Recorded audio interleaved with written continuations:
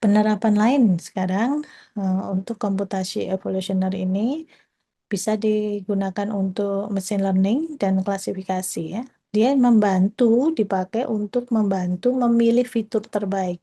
Karena di dalam machine learning itu kita mengenal 3 tahapan ya. Pertama tahap pra-proses, kemudian tahap eh, mengekstraksi fitur, kemudian baru tahap learning. Nah, di tahap ekstraksi fitur lah itu kita biasanya bisa menerapkan algoritma-algoritma evolusioner untuk mengoptimalkan fitur yang paling baik. Kemudian untuk optimasi ya jaringan saraf tiruan ya itu juga bisa kita terapkan komputasi evolusioner ya kita optimasikan kombinasi misalkan kalau di deep learning itu kan kita melakukan proses tuning hyperparameter. Nah, itu kombinasi yang paling efektif antara hyperparameter itu kita bisa eh, olah dengan menggunakan atau optimalkan dengan menggunakan pendekatan-pendekatan di dalam komputasi evolusioner. Selain itu, untuk penjadwalan dan perencanaan, misalkan jadwal penerbangan, perencanaan distribusi barang, nah, atau ini, stowage planning, automatic stowage arrangement in the deck space layout on ship based on existing manifest data ferry atau RORO ya. Ini penelitian saya dan mahasiswa, jadi ini TA-nya mahasiswa di tahun 2023 ya. Jadi di dalam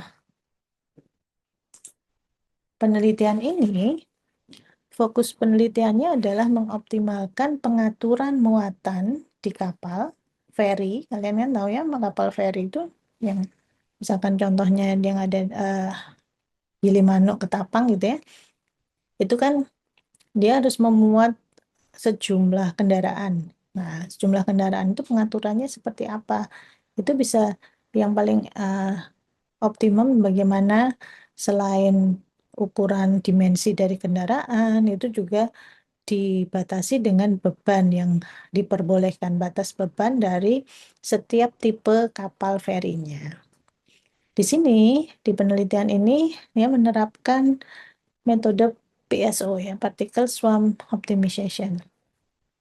Ya, tujuan utamanya itu adalah bagaimana dengan pengaturan yang tepat itu kita bisa meningkatkan keamanan operasional kapal dengan menghitung stabilitas muatan secara otomatis. Nah, ini kalian bisa nanti membuka, nah ini artikelnya ada di jurnal intensif ya, di volume 7 nomor 2 tahun 2023. Nah, ini ya. Jadi kalian bisa melihat dan belajar.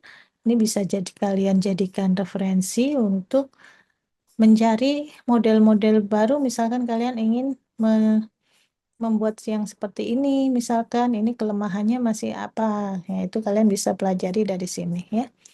Jadi nanti bentuknya dia akan ada layout seperti ini.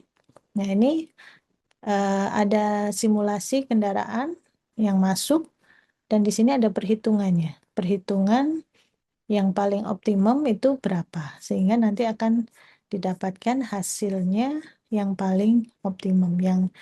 Yang optimum itu yang seperti ini, sampai hasilnya paling optimum. Seperti itu. Ya, ini ada penjelasannya, nanti kalian coba pelajari. Baik, kita kembali ke sini tadi. Ya, nah di sini bisa kita simpulkan bahwa komputasi evolusioner itu merupakan pendekatan yang efektif dalam menyelesaikan masalah kompleks ya, seperti optimasi, klasifikasi, dan pencarian solusi. Nah, keunggulannya dibandingkan dengan metode konvensional itu dapat menemukan solusi yang mendekati optimal dalam waktu lebih singkat, lalu tidak terjebak di solusi lokal, seperti metode optimasi konvensional. tantangannya itu adalah pemilihan parameter yang tepat dalam algoritma itu sangat mempengaruhi hasil akhir. Ya, nanti kita akan eh, ulas satu persatu contohnya.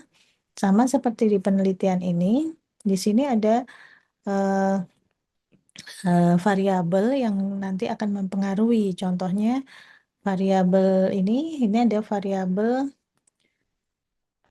swarm atau kawanan yang kita pakai. Ini kita membandingkan antara 100 swarm dengan 50 swarm. Nah, seperti itu.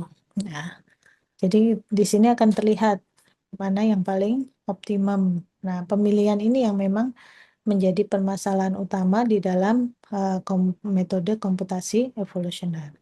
Demikian yang bisa saya sampaikan hari ini. Kita akan membahas berikutnya adalah kita masuk ke pembelajaran langsung ke metodenya, yaitu genetic algorithm dan PSO.